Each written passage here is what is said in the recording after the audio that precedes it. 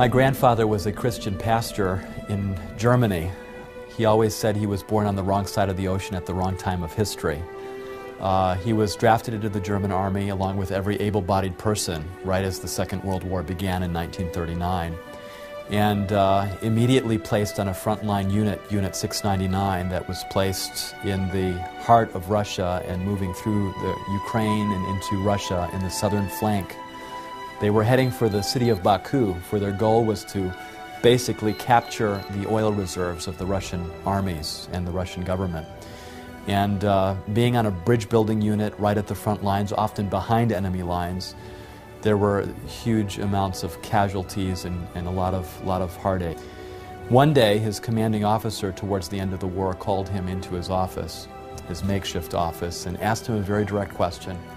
He said, "Herr Hasel, do you believe that Germany is going to win this war?" And the question was kind of a catch-22, because if you're a patriotic soldier, you're going to say, of course we're going to win this war. But also being a Bible student and as pastor and having studied prophecy, my grandfather knew that Germany would not win the war, and so he was conflicted and he didn't know exactly what to say, and at that moment he said a silent prayer to heaven. And then he said, "Is this an official or an unofficial question?" And they had kind of an unwritten code within their unit that when they had their hats off, they could speak on an unofficial capacity. And so the commanding officer stopped for a moment, and then he said, "Okay, it's unofficial." And he took off his hat and placed it on his desk, and my grandfather did the same. And he pulled out a Bible from his pocket, opened it up to Daniel chapter 2, and began to tell the story of Nebuchadnezzar's dream. And he said, "I don't believe that Hitler is correct. His empire cannot last 1,000 years as he's promising the German people. This war has to fail because of biblical prophecy and how everything has been fulfilled in the past." Nearly 2,500 years ago, King Nebuchadnezzar, the king of Babylon, had a dream. Now, it's been said that this dream revealed the history of earth from that time until today. Now, is this actually true? In order to find out, we need to go back to the book of Daniel.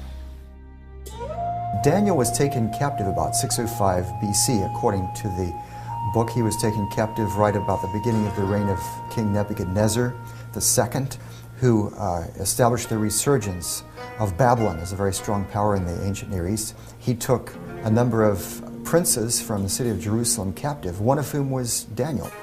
Well, it was not unusual that conquerors, kings who conquered the land, would take from royal families and nobility young people and take them with them to their own country.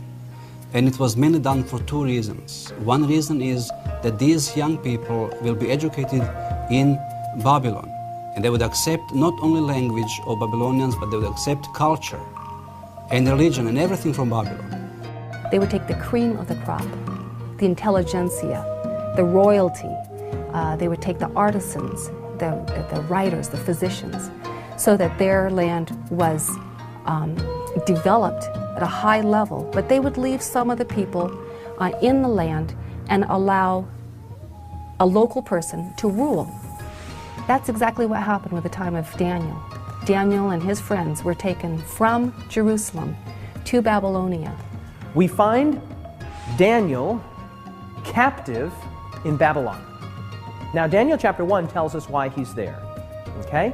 Nebuchadnezzar had gone to Jerusalem in 3 separate raids. The first one was in 605 BC. Then there was another one around 598 BC and another one around 586 BC. Each time the penalty against the people of Jerusalem was a little bit more severe. It may have been in that initial attack in 605 when Daniel and his friends, princes of the kingdom, were taken into captivity with the idea of training them and making them sympathetic supporters of the Babylonian crown. This piece chronicles events from 605 to 594 BC, including Nebuchadnezzar's campaign into Palestine and the first capture of Jerusalem. Daniel was probably brought back to Babylon on the first raid by Nebuchadnezzar. He comes to Babylon and he is enrolled in the schools of the Babylonians. He's given a Babylonian name, he's fed Babylonian food. He is enrolled in their schools in a kind of Babylonian brainwashing to prepare him to assimilate to Babylonian culture and language, and eventually to be a kind of puppet ruler over the Jews for the Babylonian Empire. He risked his life by insisting on remaining pure in the way that he ate in his diet and so on, and what he drank, rather than just accepting the hospitality of the king. Now that was extraordinarily dangerous, and if you don't accept the hospitality, that is a serious insult. Now you see, that can be dangerous even if you're equals with somebody, but Daniel was not the equal with Nebuchadnezzar. He was a captive. He was being treated with a massive blessing and compliment from the king, the great king who had conquered all these other kingdoms, and yet he refused his hospitality. This was very dangerous, but God blessed him. He got through that, and he became much wiser than all of the other wise men. One of the most fascinating stories in the Bible is the story of Nebuchadnezzar in Daniel chapter 2. Nebuchadnezzar has dreams, the Bible says. It was his second year of his reign, and he wakes up completely disturbed because he's had this amazing dream, and like something that happens to so many of us, he wakes up and he doesn't remember what he dreamed. He dreamt a dream that terrified the daylights out of him. Now, this has got to be quite a dream to terrify this kind of a king. He knows it's from the gods. He's just conquered all this territory, but it still frightens him. He doesn't know what it means. Obviously, to him, as many other people in the Near East thought, as well as Pharaoh in the book of Genesis, he thought this had something to do with him and his future and his kingdom, but he didn't know what. And what's more, in the morning he had that impression, but he forgot what the details of the dream were, so he couldn't even remember it. It's fascinating. When you look at archaeological evidence, tablets that have been dug up from 6th century Babylon, we find that dreams were a common part of Babylonian existence, particularly among the priestly class, among the elite class. There was a whole school of how to deal with dreams. They had books on how to interpret and define dreams. So that description of the king having a dream and having someone come in to interpret it fits right in with the 6th century context. The greatest attested genre of Babylonian literature that we have is divination literature, omens, like that. In other words, what I'm saying is that if you took all of the Babylonian written materials that we have and you put them all together in a library, the biggest section would be this one. Babylon is steeped in religious meaning, connotations, overtones, undertones, and that's the world that Daniel lived in, and this is the context in which Nebuchadnezzar had this dream. He was filled, his life was filled with symbolism, and so for him to have received a dream that was so symbolic would have really meant something significant to him. He would have realized this is more than just a strange dream. It has meaning. If a dream was not interpreted, it was perceived as dangerous, or it was perceived as a curse. That's why people had to fight for finding the interpretation of the dream. So therefore he called all of his wise men who were supposed to deal with dreams and visions and interpreting them and omens and divination and all that stuff. And they were the ones who knew about the gods and how to get in touch with them. So he calls them all together. For some reason Daniel wasn't there. We don't know exactly why. Maybe they just neglected to call him because he's a young colleague of the rest of them. We don't know. Maybe there was some politicking going on. Maybe some of the others were jealous and didn't want to call him. All right, so Nebuchadnezzar has all of these people, and he says, all right, I've had this dream, and I want you to tell me the interpretation. So they say, oh, that's fine. We're in that business. Tell us the dream. Oh, no, I don't remember the dream. You're going to tell me what the dream is. And he goes so far as to say, I have decided firmly, if you do not tell me what my dream was and interpret it, I will have you cut into pieces and your houses turned into piles of rubble. He is demanding of these wise men that they tell the king the content of the dream. And they get upset. They know they're going to die if they don't do this. And so they're really working hard against this. And you know what they do? They say, as it says there in Daniel 2:44, he says, now wait a minute, king. They're fighting for their lives now. There is no king on earth that would ever ask such a difficult question. The king basically says, I'm not going to be persuaded by your time-saving tactics. Okay? If you tell me what the dream is, then I can have confidence in your interpretation. I don't remember what the dream was, and that's what I need you to do for me. After all, you're the magicians, you're the astrologers, you're the soothsayers. Tell me the dream. They were paid, they were enrolled, they were on the divine payroll for the purpose of knowing what others didn't know. They had access to secret information, and so it was reasonable for the king to ask this. And so the king decides that he's going to have them all killed. All of his top advisors, all of his magicians, astrologers, his sorcerers, his enchanters. And the story or the decree comes to Daniel and his 3 friends. And they began killing the wise men, and they sought Daniel and his companions to kill them. Now, Daniel, as we've already said, had gone through the schooling of the Babylonians. And so he was apparently numbered with the wise men. He was numbered with those that were being killed. As the story unfolds, one of the king's guards arrives at Daniel's house for the purpose of executing him. That must have been awkward, right? Knock, knock, knock. Hello, what can I do for you? Daniel? Yes, I'm here to kill you. He answered and said to Arioch, the king's captain, "Why is the decree from the king so urgent? What's going on here? Why all the haste? Why all of the urgency?" Then Arioch made the decision known to Daniel. He must have said something like, "Well, listen, the king's had a dream. He can't remember the dream, but he knows it's important. He has an anxiety associated with this dream." So Daniel went in and asked the king to give him time that he might tell the king the interpretation. Instead of fearing for their lives, they decide to have a prayer time together. And Daniel asks, and his friends ask, that the Lord would give them not only the interpretation of the dream, but the dream as well. And so the first word of verse 19, then the secret was revealed. What do you mean then? Well, after he prayed, after he asked. So Daniel at this point is rushed into the presence of the king. And then Daniel explains to the king the dream. It's interesting, though, what Daniel says at the beginning. He says to the king, "No wise man, enchanter, magician, or diviner can explain to the king the mystery he has asked about it, but there is a God in heaven who reveals mysteries, and he has shown King Nebuchadnezzar what will happen in days to come." I can just imagine when Daniel came in and the king said, was surprised, "Can you tell me the content of my dream?" And Daniel said, "I cannot tell you the dream because of my wisdom, but there's a God who reveals secrets." And the king was listening because that sounds good, but he hadn't heard the content of the dream yet. Because remember, the king doesn't recall the dream. But you can be sure that if he starts to hear it, you know how that is when you can't quite remember something and someone says, "Oh, is it this, is it this? Oh, yeah, that's it." Okay? So he's waiting with bated breath. What will the dream be? And then Daniel said, "O king," yes, the king said, "That's right, I'm king." "O king, you looked and saw." "Yes, I saw." Now what did I see? I can just see the king leaning forward in his chair. And then Daniel says, "O king, you saw an image." And as soon as Daniel had uttered that one word, image, he had won the day.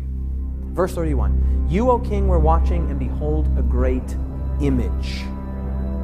This great image, whose splendor was excellent, stood before you, and its form was awesome. This image's head was of fine gold, and its chest and arms of silver, its belly and thighs of bronze, its legs of iron, its feet partly of iron and partly of clay. You watched while a stone was cut out without hands, which struck the image on its feet of iron and clay, and broke them in pieces. Then the iron, the clay, the bronze, the silver, the gold were crushed together and became like chaff from the summer threshing floors. The wind carried them away so that no trace of them was found, and the stone that struck the image became a great mountain and filled the whole earth."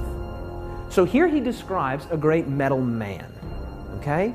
The head of gold, the chest and arms of silver, the belly and thighs of bronze, the legs of iron, and the feet partly of iron and partly of clay. Okay? Very simple. A statue, an image, an idol. So you see descending value in terms of the metals, but perhaps increasing strength, except for the iron and clay at the bottom. So it's a very intriguing dream, and the context of Daniel suggests that in the 6th century, Daniel was shown a vision of the entire future of the world from Nebuchadnezzar's time until this stone kingdom, which seems to be something that happens at the very end of Earth's history. But he goes on to explain not only what the king dreamed, this image with a head of gold and arms and chest of silver and thighs of brass and bronze and legs of iron and feet of iron mixed with clay, but he goes on to tell the king what those things represent. Verse 37, "You, O king, are a king of kings, for the God of heaven has given you kingdom, power, strength, and glory. And wherever the children of men dwell, or the beasts of the field, or the birds of the heaven, he has given them into your hand, and he has made you ruler over them all." Now look at these words here. "You are this head of gold." Okay? No need to wonder, no need to question, no need to guess. Daniel says it. You, Nebuchadnezzar, and by extension, the kingdom that you represent, Babylon, you are this head of gold. After, of course, consulting his own God, he's told that these metals represent a sequence of various kingdoms, and Daniel tells Nebuchadnezzar that you, O king, are this head of gold. The head of gold represents Babylon. And it's very appropriate that that be the symbol for Babylon, which was gilded in gold, famous for its gold.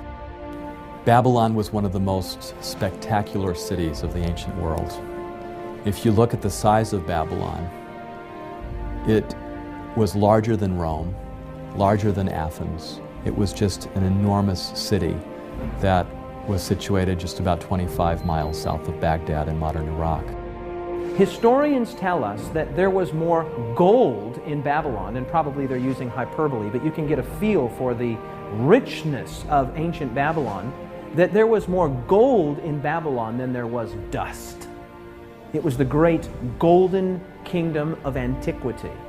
Excavations that have taken place there beginning in 1899 by the Germans have revealed a city that was surrounded by triple walls.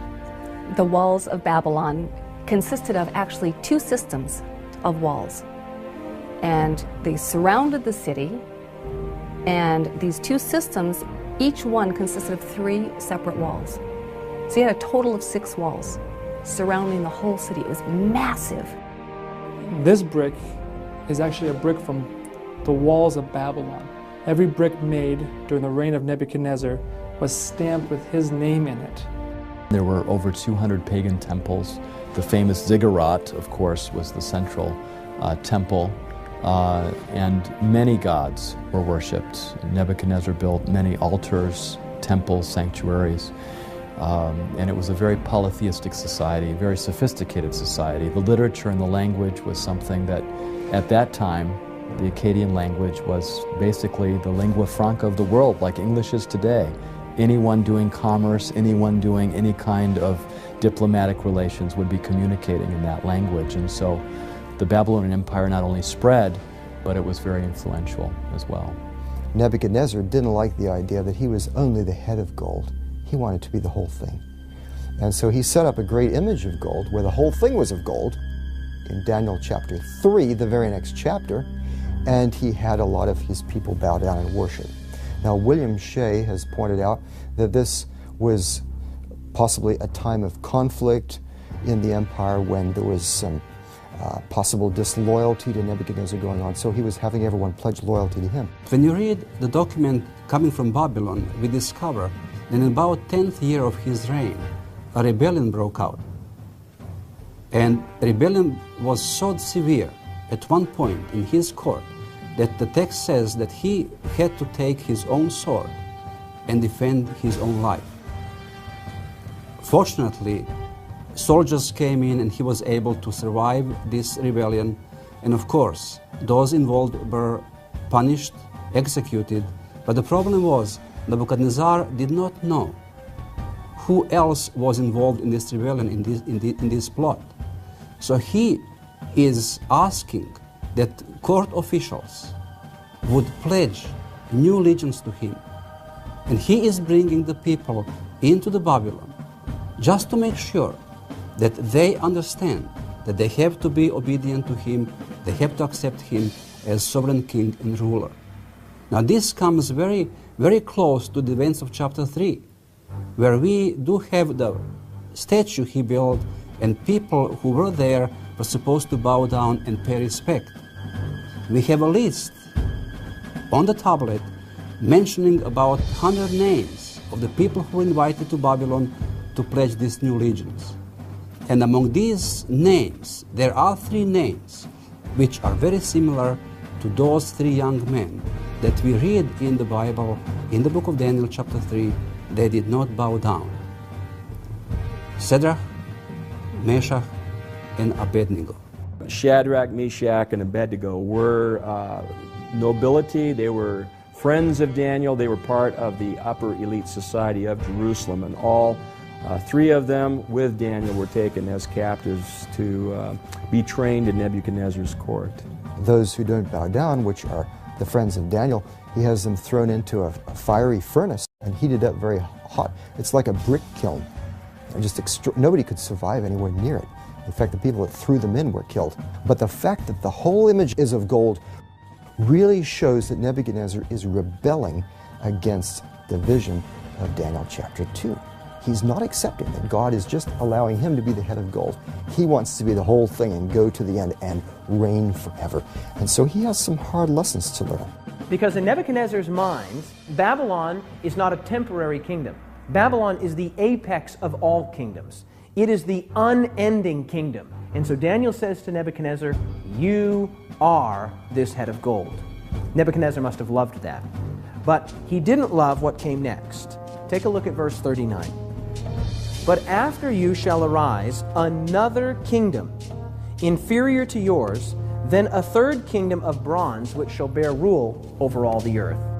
Nebuchadnezzar was listening to that and probably didn't like it, but he heard in Daniel chapter 2, 39, that after you, that's after you, Nebuchadnezzar, after the Babylonian kingdom, another kingdom will come. Now, I'm sure that Nebuchadnezzar did not like those 2 words there, after you. But Daniel says, after you, another kingdom will arise, and then a third kingdom of bronze. So now you get a feel for what the interpretation of the dream is. The gold represents Babylon. After that, the silver represents another kingdom, and then a third kingdom of bronze, and then that critical phrase there, which shall bear rule over all the earth. Now, here's a critical thing to understand. That phrase, which shall bear rule over all the earth, lets you know that these are not mere regional or tribal powers. These are world-ruling entities, world-ruling powers. Babylon was the greatest nation of antiquity up to that point. But Babylon would be succeeded by another kingdom.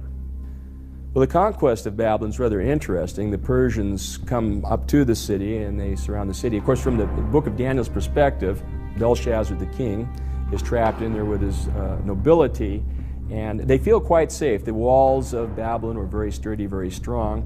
Belshazzar knows that Cyrus is invading, that he's approaching, but he's not afraid. Babylon is invincible. It's got the walls around the city, it's got canals, it's got moats, and it's safe. One of the key features of the city of Babylon was that the Euphrates River ran through the city. That was a source of water for the inhabitants of the city, and you couldn't just break into the city. The gates were very well constructed, and the river itself, there were special barred gates that came down into the river, making it impossible for anyone to sneak into the city through the river course. Babylon, in fact, was under the rule of Belshazzar when it fell, on the night that it fell, according to Daniel chapter 5, when the armies of Cyrus under this general came and they got into the walls, and the Greek historian refers to the idea that, in fact, the armies of Cyrus diverted the waters of the river Euphrates.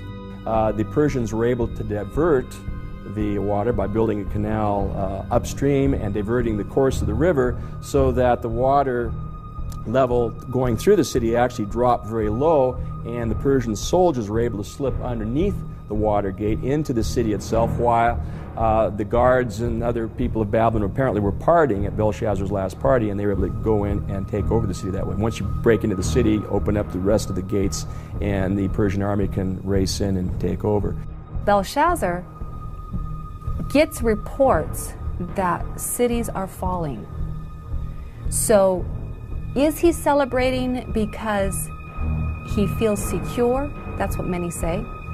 Is he celebrating to drown out the fact that he knows the empire is about to fall? That's what some say. In any case, he's feasting, and he brings out the beautiful goblets and vessels that were in storage from the Israelites' sanctuary, from Solomon's temple. And they're feasting. And they get very drunk, and then they see this writing on the wall. Belshazzar is terrified of what's going on, of what he sees, and he calls for Daniel. And Daniel interprets this for him.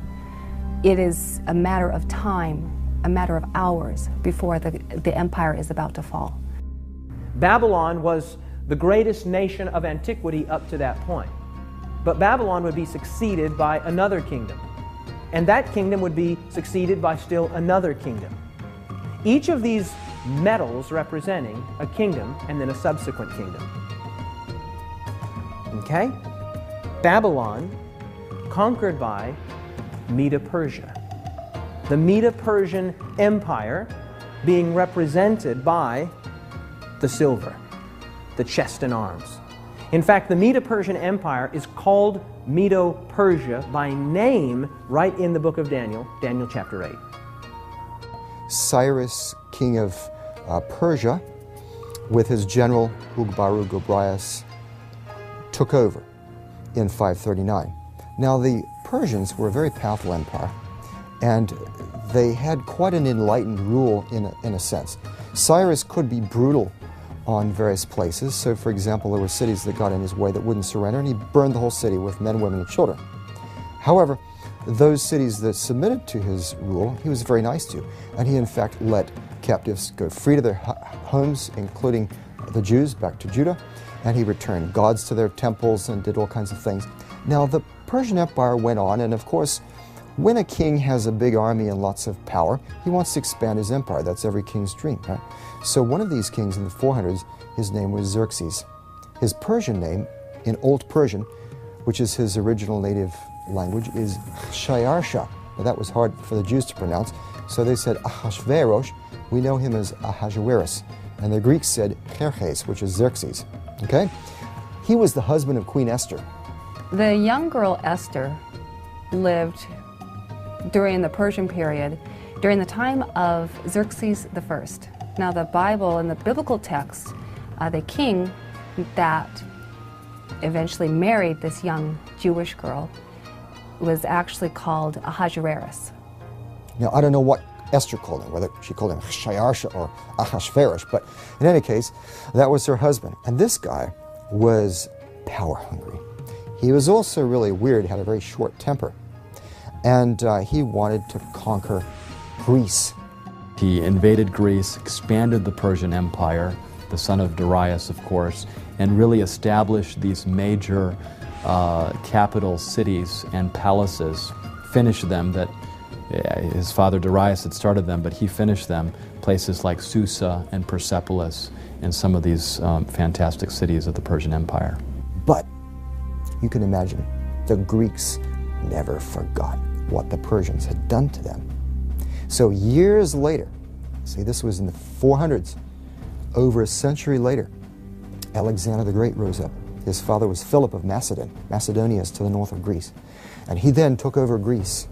And the Greeks and the Macedonians had not forgotten what the Persians did, and they wanted revenge.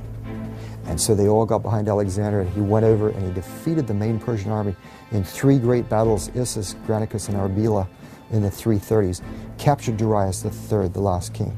The Greeks had been in tension with the Persians for quite some time. There had been several conflicts. The Persians had tried to invade Greeks several times. And ultimately, under Alexander the Great, he was able to put a stop to the Persians once and for all in this great battle where he takes on Darius the Persian and wipes out the Persian army. Alexander the Great, 331, on the field of Arbela, a marvelous battle in which, though he was outnumbered significantly, he defeats the Medo-Persian armies. Alexander had assembled a group of infantry and cavalry numbering about 49,000 men. Darius outnumbered him by some estimates by 10 to 1, about 500,000 men, some estimates as high as 1 million. So you can see that Alexander was way outnumbered in that particular battle, but he had developed quite a few tactics, like the phalanx and other tactics from his father that he used very successfully in battle. And at one point in the battle, it got so intense that Darius just turned his horse around and fled, which was a signal for his entire army to do the same. And Alexander basically won battles several times that way, with Darius fleeing. If it had been a different king, if it had been a different time, and perhaps some biblical scholars quote the passage that says that God will strike fear into the hearts of kings. Perhaps this was a divine moment where God was deciding another empire was going to take over. Whatever the case may be, Alexander won when simply on human basis he shouldn't have won. So you see this transition from Babylon to another kingdom, Medo-Persia, to a third kingdom of bronze, which shall bear rule over all the earth. Now we come to the thighs, which are bronze. This is the Greek Empire.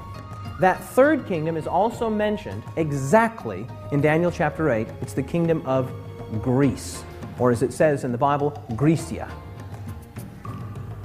Okay? So, Babylon, then Medo-Persia, then Greece.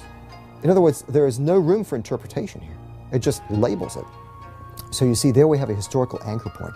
We know that Daniel is using these symbols, whether different kinds of metals, parts of a big image, or different animals, to refer to a succession of empires which come up and which particularly dominate the Middle East and the territory of God's people.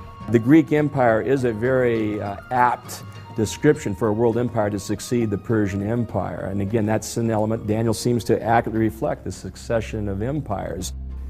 Even though Alexander was so powerful, so intelligent, had been trained by the greatest Grecian philosopher, none other than Aristotle. Unfortunately, it turned out that Alexander, while he could conquer kingdoms and stand on top of the world, as it were, could not seem to conquer himself.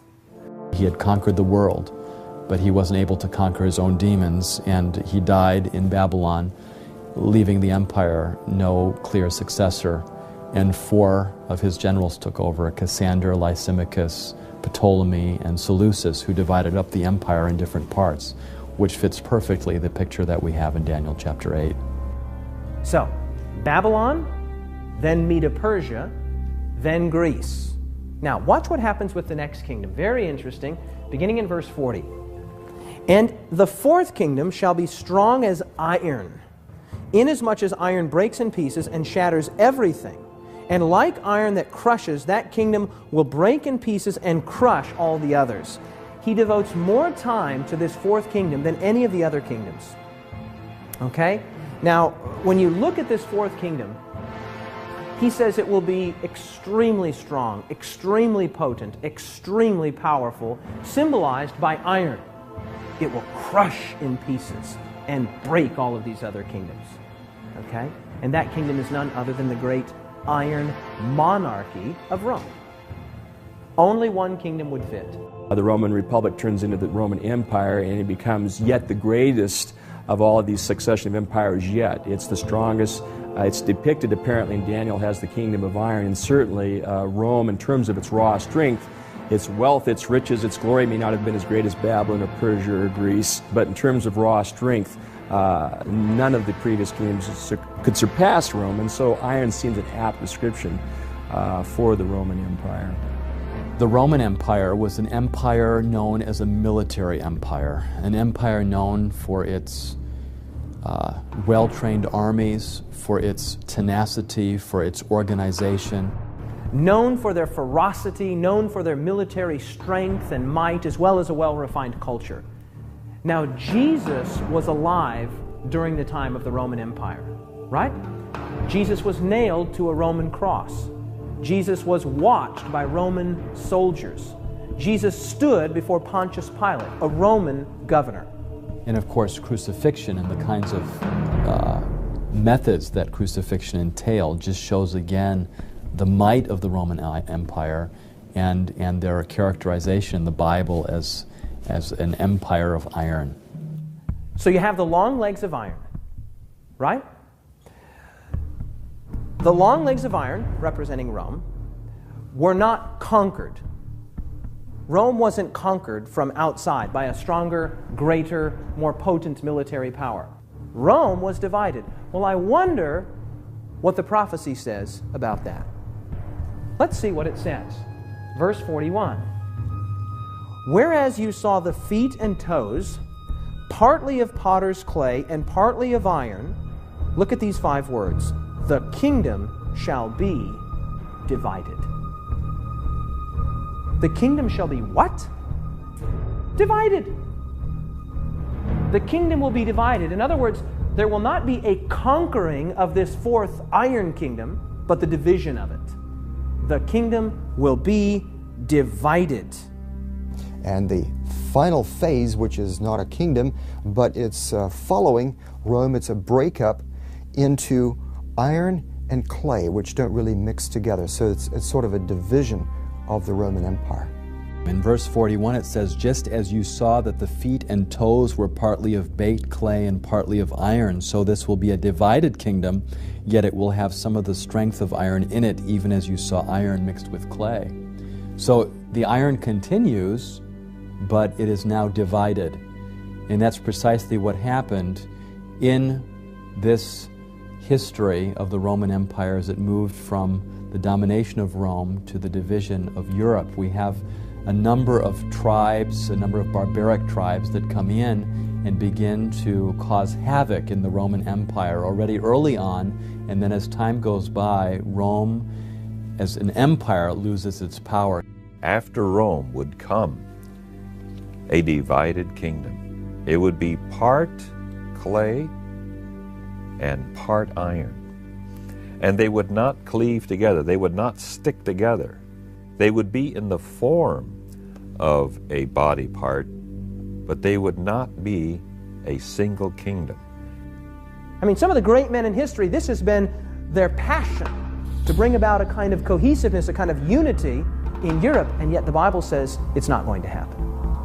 There were attempts. The story of Daniel seems to have this competing kingdom at the end of iron and clay. And it's interesting when you look at the history of Europe, you see parts of the disintegrating Holy Roman Empire remain strong. And there's different countries will at times emerge with great strength. The Franks will emerge, Charlemagne, through the Middle Ages. Different kingdoms seem to come to predominance, but none of them quite are able to hang on to power. And this has been sort of the history of Europe all the way from the disintegration of Rome through the Holy Roman Empire through the Middle Ages to the present. I suppose you could suggest Napoleon was one of the more recent examples of trying to unite Europe into one kingdom like had happened in Roman times or Greek times or Persian or Babylonian times. But he doesn't succeed. It fragments. The rest of the iron and clay join up against him and the French Empire falls. The prophecy says, and history confirms, that Rome was not conquered from outside, but divided. It was divided. And then it says something amazing. It says that they would mingle themselves with the seed of men. Now that's kind of an awkward phrase, kind of an unusual phrase, but what it means is very simple. It means that they would try to bring unity to the nations of divided Rome by a kind of artificial nuptial bond. That is to say that they would try to bring about unity through marriage. And this is exactly what the history of Europe reveals. And one of the main ways that they tried to get unified was through intermarriage of their families, as Daniel says. Now we're talking about long after the time of Daniel. This is incredible. In fact, one of the main people who was doing this kind of intermarriage was Maria Theresa in the 1700s, the time of Mozart. She ruled over the Austro-Hungarian Empire. And she had a lot of children, especially daughters. She had a lot of daughters. And she married them to all kinds of other rulers. They didn't have a choice, most of them. One did. Her favorite daughter had a choice. So she gained power by having it all in the family, you see. And And that's the way they tried to control Europe. The Duke of this country would marry the Duchess of that country. The King of this country would marry the Queen of that country. The Prince of this country would marry the Princess of this country, all the while trying to bring about an artificial unity, thinking that family ties and family bonds would bind the nations of divided Rome together in such a way that they would once again be unified. Now, as if that's not amazing enough, the text says that it wouldn't work, that it wouldn't cleave or adhere together. Even though they attempted to have unity through intermarriage, it did not work because the prophecy is sure. These countries will not cleave together, no matter what humans might try. The critic says, too accurate, too precise, must have been written after the division of Rome sometime. Okay? Everybody agrees Daniel is accurate. So the question is, was it written before, with the traditional authorship, 500 to 600 years before the time of Jesus, or was it written sometime after the division of Rome, 500 to 600 years after the time of Jesus? That's the question. From the standpoint of an archaeologist, I would say that we have a lot of new evidence in the last several years that supports the historicity and the accuracy of the book of Daniel. How do we know then that the book of Daniel was in fact written before the events that it describes? Well, one of the pieces of evidence that confirms that is the discovery of the Dead Sea Scrolls in 1947. In those scrolls, which was basically this religious community's library, was found every book from the Old Testament, at least portions of every book from the Old Testament, except the book of Esther. Wait a minute. If portions of every book except the book of Esther were found, what book was found there? Daniel. The Dead Sea Scrolls already have the book of Daniel as a canonical book of Scripture, belonging to the collection of Scripture. And if the book of Daniel was just only produced in the 2nd century, about 165, how would you find so soon after that this book of Daniel included in canonical Scripture? It just doesn't make sense. Now think this through with me. Even secular archaeologists, secular scholars date the Dead Sea Scrolls to 250 to 50 BC. That is to say, somewhere between 250 years before the time of Christ and 50 years before the time of Christ. You tracking with me? Now, if we have the book of Daniel some 200 years or 250 or 150 years before the time of Jesus, then guess what? We have a very good indicator that the traditional date of authorship that is attributed to the book of Daniel, namely 500, 600 BC, is the correct one. So rather than seeing it as a late work that is full of errors, that are not historical or not trustworthy, I think we can say the opposite, that we have enough evidence to favor 6th century dating for the book and the accuracy of the material that's found there. Now watch what happens next in the dream. Verse 34, you watched while a stone was cut out without hands, which struck the image on its feet of iron and clay and broke them in pieces. Then the iron, the clay, the bronze, the silver, the gold were crushed together and became like chaff from the summer threshing floors.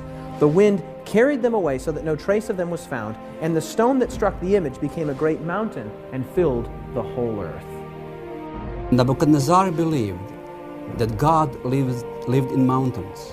So God is using his understanding, and he is choosing that the rock is taken from the mountain and sent to destroy the statue, so Nebuchadnezzar would know from the beginning that it is not that other kingdom will come to destroy the kingdoms of the world, but it will be something that comes from God.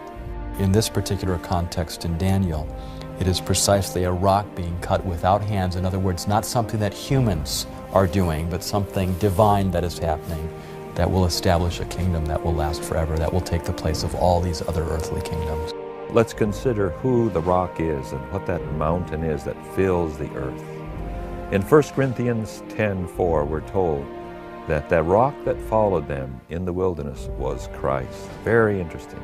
And then in Deuteronomy 33:3 and 4, God calls himself the rock. He sees coming out of from his peripheral, this stone flies through the air and it hits the image, shatters the image. This is Christ. This is the coming of Christ. And then he said, this represents the kingdom of God, which is coming to human history, to intervene, to take over from all of these kingdoms of the world. And then this becomes a great kingdom that fills the whole world, and he reigns forever and ever. Remember with me that the book of Daniel was written some 500 years before the time of Jesus. Okay? 500 years before the time of Jesus. Staggering. I mean, you couldn't tell me what's going to happen in the next 5 minutes, much less the next 5 centuries. Daniel's writing in the time of Babylon, and he foretells, really, if you divide the prophecy up into 7 sections, he really foretells 7 things. Okay? He said there would be Babylon and there was Babylon, that's 1. The prophecy says there would be Medo-Persia and there was Medo-Persia, that's 2. The prophecy says there would be Greece and there was Greece, and that's 3. The prophecy says there would be Rome and there was Rome, and that's 4. It says that Rome would be divided and Rome was divided, that's 5. It says that Rome would continue to be divided despite overtures, both political and marital, to bring a unity, and it is still divided to this day. That's 6. The only thing left to be fulfilled in this prophecy is that stone hitting the image and God establishing his own kingdom, which will never be destroyed. The commanding officer stopped for a moment and then he said, okay, it's unofficial. And he took off his hat and placed it on his desk, and my grandfather did the same. And he pulled out a Bible from his pocket, opened it up to Daniel chapter 2, and began to tell the story of Nebuchadnezzar's dream. The image with a head of gold and arms and chest of silver and thighs of bronze and legs of iron and feet of iron mixed with clay, and went through the world empires that those represented: Babylon, Medo-Persia, Greece, and Rome. And he said, we're now living down in the period of the disintegration of the Roman Empire after Rome fell, and this is Europe today, and this feet of iron mixed with clay, and just as iron does not mix with clay, that's the time period that we're living in. And so I don't believe that Hitler is correct. His empire cannot last 1,000 years as he's promising the German people.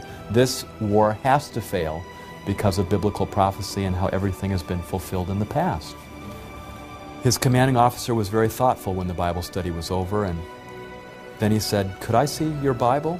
I'd like to keep this. And my grandfather said, okay, and he handed over the Bible.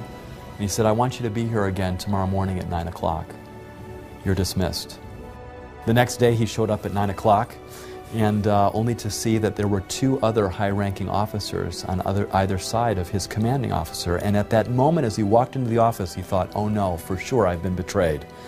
But then his commanding officer took off his hat, told the other 2 officers what their arrangement was, and that everything that would be spoken would be not repeated again, and handed back my grandfather his Bible. And my grandfather opened it up to Daniel 2, as he was told that he would have to tell that Bible study all over again. And so that's what he did. He went through the Bible study, went through each of those medals on that image, and as he went through those medals, he talked about the dates. And every time he mentioned an empire like Babylon and the dates of 605 to 539, he noticed some communication going between his officer and the other 2 officers, kind of imperceptible, but there. And he continued the Bible study and came to the end and said, we are now living in the time period of the feet of iron mixed with clay, and they do not cleave to one another, and for that reason we will not have a unified European or world empire that's going to last 1,000 years. Hitler's Third Reich cannot last 1,000 years. And as he delivered that message, there was silence in the room. He was dismissed again, and as he was leaving, the commanding officer said, oh, by the way, I should introduce you to the other 2 gentlemen here. And he said, this is a captain, and prior to his time here in the German army and his drafting into the German army, he was a professor of history. And Then he was introduced to the other gentleman too, who had been a professor of history as well in his civilian days just before the war. He says, both of these men have corroborated all the dates that you provided in the sequence and the history that you've provided here. Thank you very much. Several months later, in May of 1945, the war ended. And as they were now faced with the whole issue of retreating and going back to Germany, what had taken them months and years to accomplish, the big question was how were they going to make it? But unknown to my grandfather and to the rest of the unit, this commanding officer, having been convinced several months earlier, had rationed every ounce of gasoline, every bit of food possible, because he knew that this war would end soon, based on that Bible study, and that they would have to retreat. You know, as he told me that story later, he said, and there's been a book published now on this story called 1,000 Shall Fall, of the original 1,200 men that were in his unit, only 7 survived, which is remarkable when you think about it, because my grandfather was had a strong conviction not to bear arms, and he carried a wooden pistol with him that he had carved while he was in France at the first part of the war, that he carried with him for the rest of the war, and nobody ever knew that, but he wasn't armed the entire time. And my grandfather often said afterwards that he believed that God had really been with him, that he had been protected, and that it was for moments like those when he was able to bear testimony of God's Word and biblical prophecy that had made all the difference for him and for his family and for his life. Before I was exposed to prophecy, Daniel 2, as well as Daniel 7, and other prophecies in Daniel, I was completely disinterested in religion, had no interest. I had no awareness of religion. And so seeing that prophecy played an enormous and determinative role in my personal conversion to Christ and in my present confidence in the Bible. There are 2 things in my mind that make the Bible itself a very relevant and a very real book to me today. The one thing is prophecy, that you can see fulfilled over the history of time. The other is, as we do more and more excavations as archaeologists, and we're finding these ancient cities and these ancient civilizations that the Bible talks about, whether it's Babylon or Medo-Persia or Rome or Greece, whatever it is, we're able to tangibly touch the past. We're able to see it in a 3-dimensional way, and the Bible just comes to life in a way that is very powerful. So this detail just gives you the idea that, in fact, there was some great mind behind this who can read the future. Isaiah chapter 46, verse 9, I am God, and there is no other. I am God, he says, and there is none like me. And then he gives us the evidence. What was the evidence that God advanced that he was God? Declaring from ancient times the things that are not yet done. Prophecy.